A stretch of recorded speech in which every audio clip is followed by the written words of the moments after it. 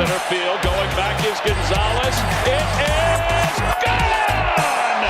Two-run home run by Schwarber. Stays put, and there's a high fly ball. Deep right field. Harper watches it fly.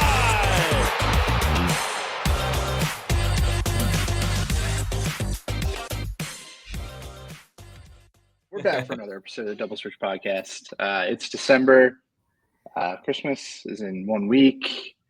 Couldn't tell you the last time we talked to you guys. Not really much to be updated on at this point. It's a really cold stove for the Phillies front office and the town of Philadelphia. Nothing's happening. Nothing. A whole lot of nothing's happening. We have one move to talk about. And I apologize in advance for my squeaky chair. It's getting on my nerves. I'll fix that. Oh, it's horrible. Okay, I'll try not to move. One move to talk about. The rest of the episode is going to be dedicated to the moves that we haven't made, which is going to be most of the episode because nothing's happening. How are you doing, Johnny? I'm good.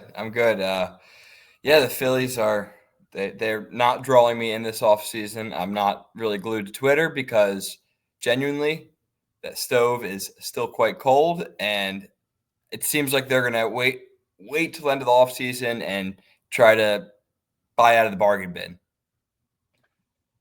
Yeah, I think that's well said. Juan Soto was the big domino that fell. I know we always had, a little feeling that, we might get involved, but it was never even close. And after seeing the price tag, it's all right. That's a lot of money. He's very good, but that's quite a bit of money. I can't wait to watch him absolutely destroy us for 15 years. But that's the one big domino. It's kind of crazy that we'll be like 41 and still watching Juan Soto crush us. Oh man, dude! It puts it into perspective quite a bit. Yeah, Juan Soto's a Met. I don't even think that we offered anything. Apparently, we didn't really even meet with him, so that was always kind of a pipe dream in Phillies media. The one move that we do have to talk about is Jordan Romano. He is a former all-star closer. Very good arm.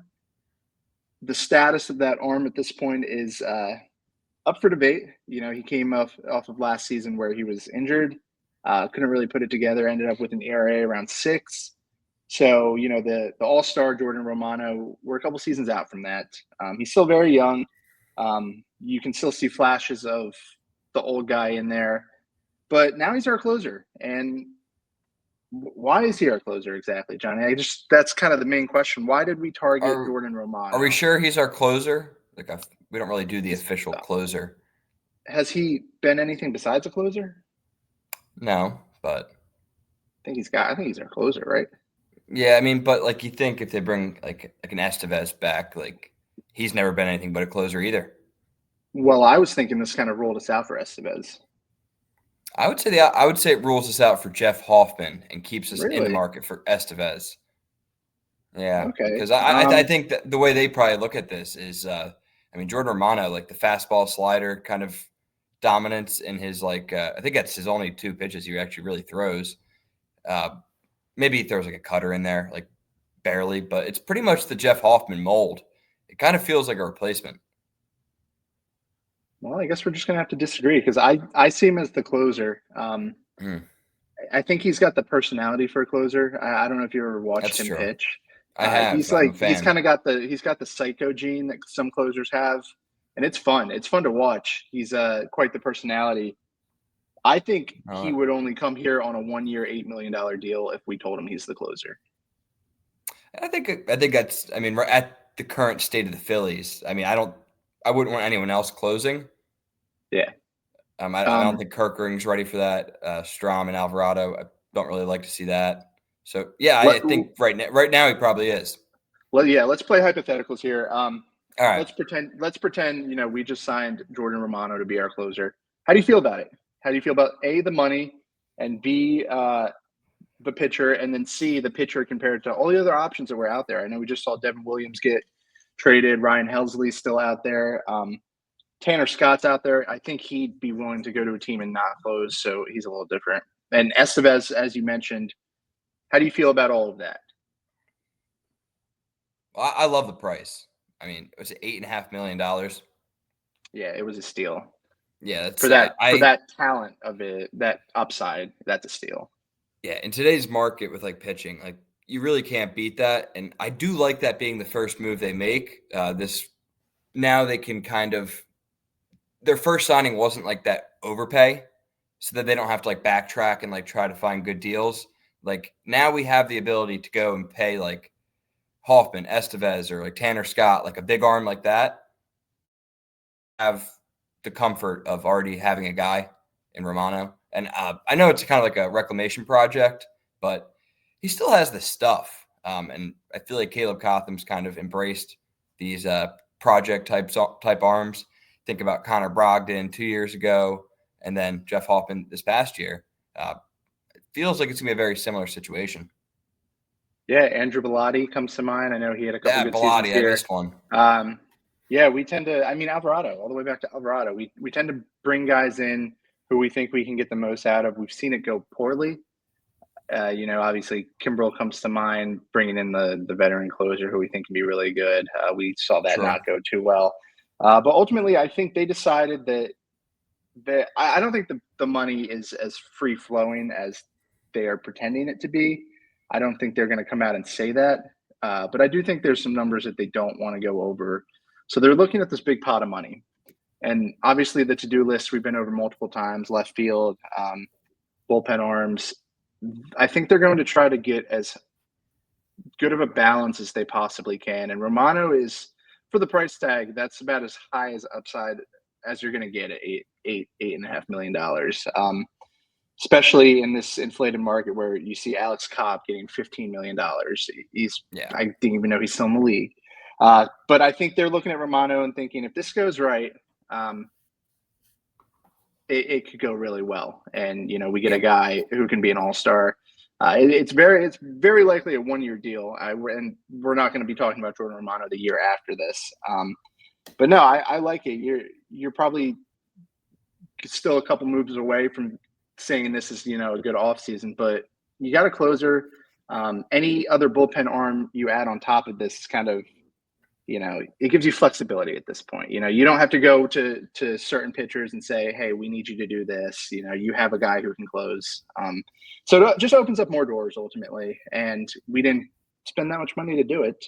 And I like Jordan Romano. Ultimately, I think he's so fun to watch. Yeah, no, and it kind of listening to some of his like rhetoric about like being excited about like the energy in the stadium seems like that's going to be a good match. I did peep his walkout like entrance in Toronto. That was pretty cool. I think I know a lot of teams have done it. The cool entrances for players and stuff. I think we should kind of get on that. Philly's kind of built for something like that, a little tradition. But no, I'm excited about that. And I think listening to Dombrowski, we're clearly going to sign another reliever. It's just a matter of who and when. But I think aside from relievers, we have a lot of the fan base wants to know, how are we upgrading the outfield? Are we going to go get another pitcher? What are we doing outside of like relievers? What do you think we're doing?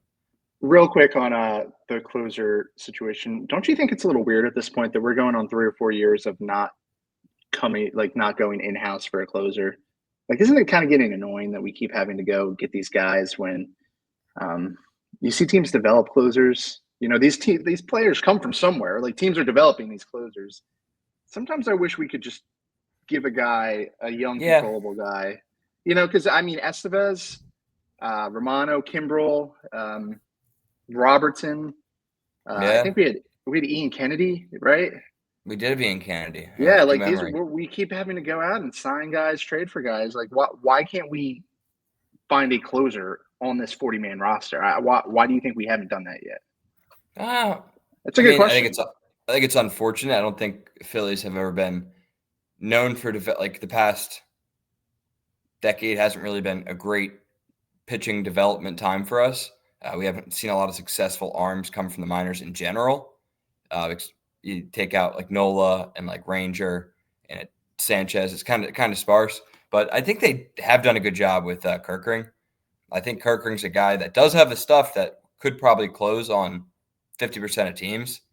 But we kind of have a luxury situation where we have good handful of high leverage guys, so we don't really need to force him into that spot. Yeah, it's a weird philosophy, but if we get the right guy, I actually don't really mind it. Yeah, it's just interesting. It's something I've picked up on. I'd like to see it work, and I'd like to see, but Yeah. we get to the playoffs, and we have like a closer that doesn't kind of melt down. So hopefully Romano is going to be that guy this year. Let's go back to what you said about just the stove. Let's talk about the two guys we were connected to.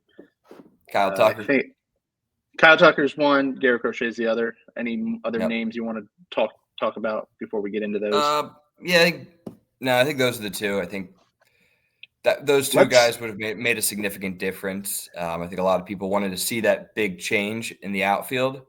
We didn't get it. Yeah, so Kyle Tucker, that was pretty frustrating in my opinion because you look at what they got. Paredes, they got the young third base prospect, and they got Hayden Wesnowski. Yeah, and you kind of look at our team, and is Paredes like that much better than Alec Bohm? I think he's probably worse. And then is Aiden Miller any worse than that guy? The prospect they traded. They traded a good third base prospect, but so Aiden Miller. I think he's a tick better. Prospect. Feels like it's just close. It is close. We couldn't have matched that. Yeah, it surprises me. But at the end of the day, I personally am not that mad. You never wanted Kyle Tucker though, so you should probably not that badly. State that first, yeah. People might not know that. Yeah, no, I never wanted Crochet or Kyle Tucker. I'm pretty adamant about that. I do think that we are really close with a couple of prospects.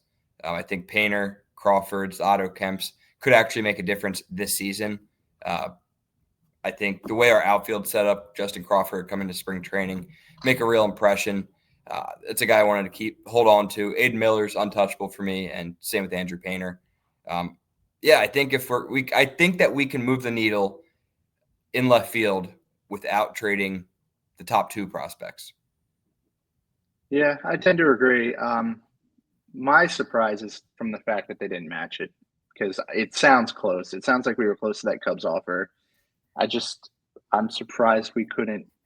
I'm surprised they didn't match that, and I'm ultimately kind of surprised Kyle Tucker's not a Philly right now because I understand that they were interested in Alec Bohm, and Aiden Miller has been made available. Unfortunately for you, Aiden Miller is out there. He's been mentioned in trade talks, and if those two are out there, that's you're getting close to the Cubs package. It's just they couldn't come up with a better third piece than Wesnowski, or I don't even know. Wesnowski. I hear your point of view, and it's kind of all I hear these days is that we could have matched it, but end of the day, we do these desperate moves, like trading Logan O'Hoppe for Marsh, and it's going to end up being a bad deal for us. We got to hold on to guys, and we have to have trust in the development because clearly ownership has kind of shifted to a different mindset than the fans. They want to win over the next 5 to 10 years. They're not going to go all in now because they feel like they went all in. And honestly, based off of the type of market team we are, we're overspending. The ownership is doing plenty the past couple off seasons to give this team the big stars they need. And now they're going to try to get crafty and kind of fill in those holes and kind of bridge the gap in talent with our stars. And I can't say I blame them because, they spent a boatload on Trey Turner and they haven't seen anything from that. So they can't just go out and it'd be irresponsible to go out and make a huge move. Yeah, but they were in on Kyle Tucker. So they're you willing to do that. So I think what you're saying is that they're not inclined to do that. I think it's still in there. I don't think they are. So why are they even getting involved? No, they're checking the temperature. Do you think they were actually involved, or do you think that was just speculation? No, I think the Phillies are the most rumored team that isn't actually doing anything. Okay. Well, Kyle Tucker, I think I don't have as much we're used to raise price tags. I don't have as much information on Kyle Tucker. From what I read, we were much closer to Garrett Crochet than Kyle Tucker. Is that how you understood that too? Yeah, I still don't really. From what I understand, the Garrett Crochet offer we had on the table, and this is like a notable source. I don't know if I'm allowed to bring people up, but Matt Gelb said that Crawford and Miller was a package that was on the table for Garrett Crochet. I don't know if I believe that. Too? Yeah, I don't know if I saw it, but it's a good source, dude. Yeah, it's a good source, but they probably would have taken that deal. I think the Crawford, Sox offer was probably comparable. I think the Sox got 2 top 55 prospects or whatever. Yeah. So it's ballpark. But if that's true, then if they're willing to give up those 2 prospects, that kind of just tears down your hypothesis. We won't know if it's true or not, but those are 2 big. Yeah, that's 2 and 3, right? That's 2 and 3 top prospects. Now, granted, I think it would have been a mistake. Painter was not available. It's worth noting that. That's the reason Garrett Crochet's not a Philly right now, is we were not willing to talk about Andrew Painter. So there's a line there, but I don't know, dude. I keep seeing certain names like these young guys mentioned, and it's tough. It's really tough filtering out what's real or what's not. But it just feels like the front office is not super sure of its identity. That's a bold claim for me to make at this point, but they want to spend in the free agent market and they want to develop a homegrown farm system. But it's just a tough balance to kind of strike. And I think the front office is probably dealing with that right now. You know, it's not easy to become the Dodgers and develop these top prospects and spend big money. You look at some of the failures of this farm system that, you know, having that mindset kind of caused. Mick Abel has not worked out. Griff McGarry has not worked out. It's not just me saying this, and it's not necessarily what I believe, but these are impact players that we're talking about. Garrett Crochet is sick. If Andrew Painter becomes Garrett Crochet, we have Andrew Painter. I would, yeah, but Andrew Painter hasn't pitched a inning above AAA, and I just had Garrett Crochet on my fantasy team. He's good. Like, he's really good. And if Andrew Painter becomes Garrett Crochet, we're thrilled. So, you know, it's tricky because it's not worth it. We don't know what's going to happen to Andrew Painter ultimately at the end of the day. And Mick Abel is, you know, he's exhibit A for that. So I hear you. You have to balance the future. We're never going to be like a top class organization consistently if we have the mindset of needing to trade potential for a sure thing. We need to be able to develop that potential so it's a sure thing. And I don't think they want to I think they want to go double down that philosophy, because if we want to be good, Aiden Miller has to be a good player in this league. Painter and Crawford both have to be good players in this league. We can't just trade them away for one guy. Yeah, if you want to sustain it, you have to those guys have to work, you know. Yeah, and I mean, there's other ways to get like players. Like, you don't need to get the biggest player. That's my transition. That's my transition point. Okay, let's not get ahead of ourselves. So, no Garrett Crochet, no Kyle Tucker, no Juan Soto. It's a plan here. I think it's Suzuki. Suzuki. I don't know if they're going to move him. I don't think they're going to move him. I don't know. They're going to move Bellinger. I think they're going to move Bellinger. I think they could move multiple people because they still have Pete Crow Armstrong, Ian Happ, and then Kyle Tucker. They have a full outfield without Suzuki. Suzuki doesn't want to be an everyday DH. He's made that very clear. His agent even said that if he knew that he was going to be a regular DH when he signed, he probably wouldn't have signed. Yeah, no objection from me. I like Suzuki. It's a ball hard. I think it's the left fielder that we have needed for so long. Just like that Jason Worth type of just steady hitter in left field that we just haven't had. I guess Pat Burrell's probably the last one because Jason Worth is a right fielder, but you know what I mean. He's a really good hitter, Seiya Suzuki. People don't talk about him enough. He's a really good hitter. Do you happen to know off the top of your head how much team control he has? 2 more years, $18 million each. It's a good price tag. He's getting a lot more on the open market. What do you think that's going to cost? I think it would be Justin Crawford, and then probably like a major league player on top of it. But for us, when we have a lot of lefty options, And it's clear that we need right-handed contact type of bat. That we need a guy that we wanted Rojas to be, or something. We need a righty that can hit. So we just don't have that in our system.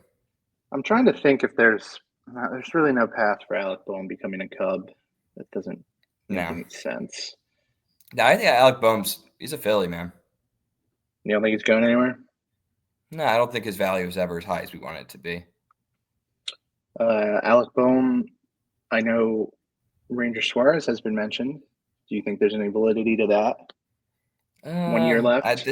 At this point, I don't think there's anyone in the trade market that would really be worth that. Yeah. Crawford works. I can't really think of. I would think like Crawford and like an Alex McFarland type of level prospect, or or maybe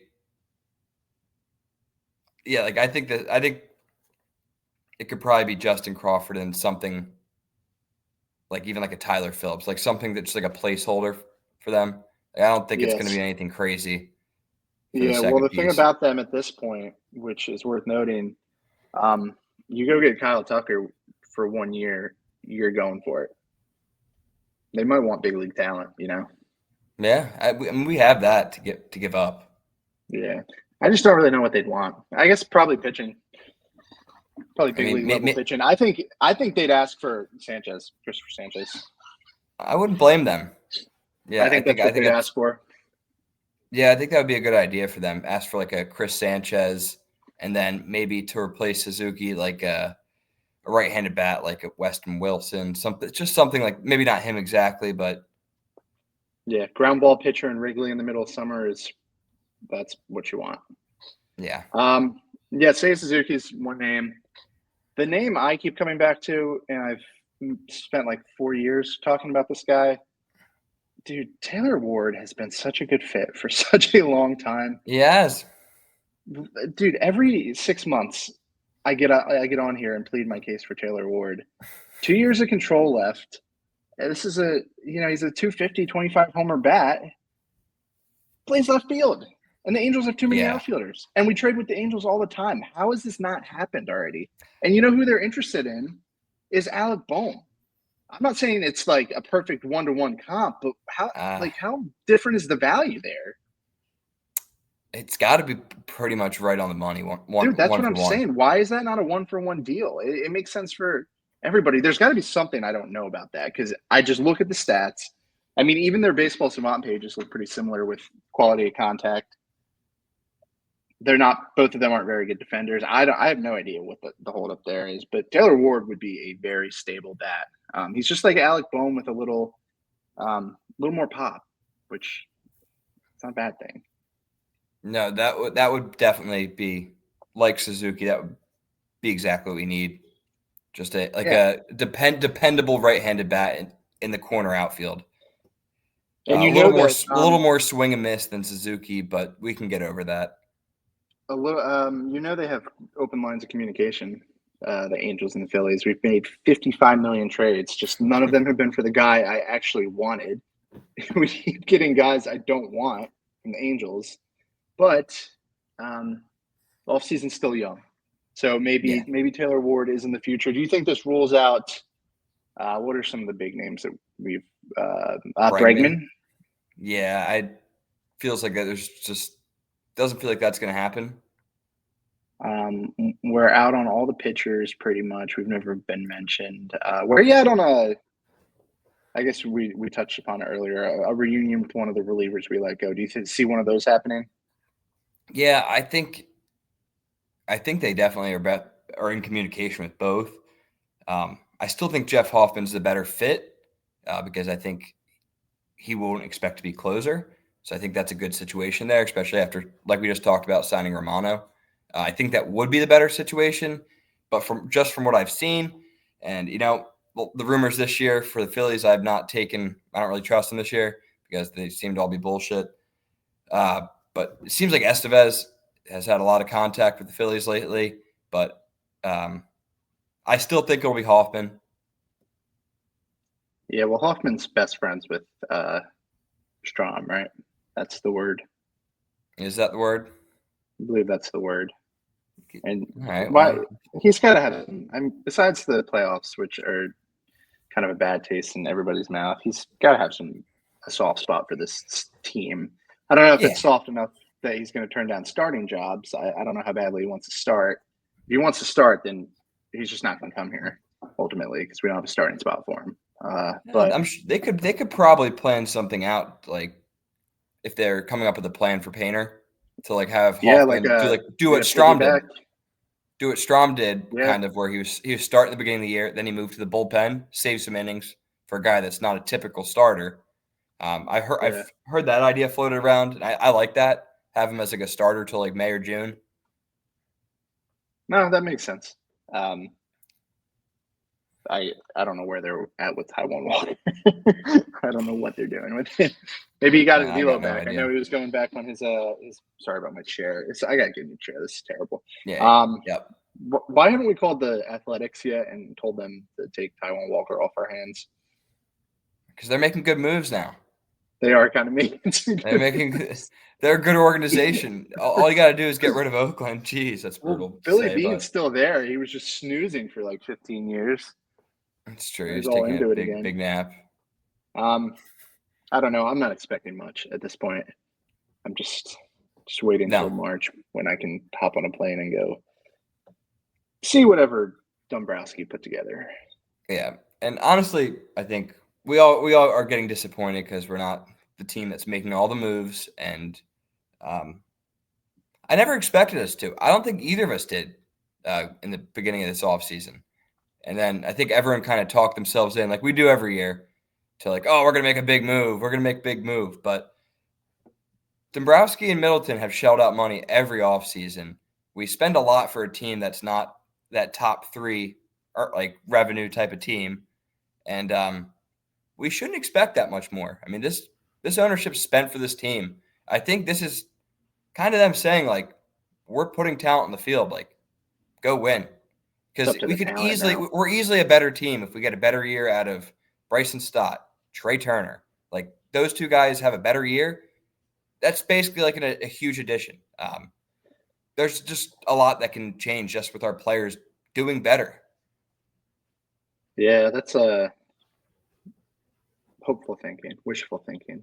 That's what we should be thinking, though. I mean, we should be expecting those guys to be better than they were last year, and then that Yeah, makes our I team hope better. so. Especially some of the guys getting paid. Speaking of guys getting paid, anything on JT and his workload concerns? Are you ready to watch Garrett Stubbs for another No, it's 25 games? Marshawn. Get Marshawn in Marshawn there. for another 15 games. Stubbs, Yeah. we're gonna have to go see Stubbs in Lehigh Valley. Yeah. With his Oh, minor league jeez. contract. Yeah, I mean, I saw Odds are going to be good at Lehigh Valley. I saw that update for Bermuda. I'm like, no shit. He's going to be 34 next year. And he catches like every game. Of course, that is a no-brainer. That shouldn't have been a report. A 34-year-old catcher who just had knee surgery. Yes, he should have a reduction in playing time. It's a no-brainer. Yeah. I think he's going to rest more, but I don't think he's going to be any better, to be completely honest. I just think he'll be. No. He might be. No, I really just don't expect him to be any better. He's getting old. I think he's very important to the pitching staff, but his offense is not going in the right direction. Yeah. Well said. Stinks, but Father Time is undefeated. You got any final remarks here? No, nothing really. All right, so Dombrowski is still asleep behind the wheel. Hopefully we get that right-handed bat and we get one of our relievers back, or maybe a fun one like Tanner Scott would be kind of cool. But we don't know if that's ever going to happen. Wait and see. We're at the wait and see point. Yep. That's always a fun point to be at. Well said, as always. Thank you guys for listening, and we will be back to talk to you when something happens. Just soon, I guess, maybe. We'll see. See you guys. Go Phils.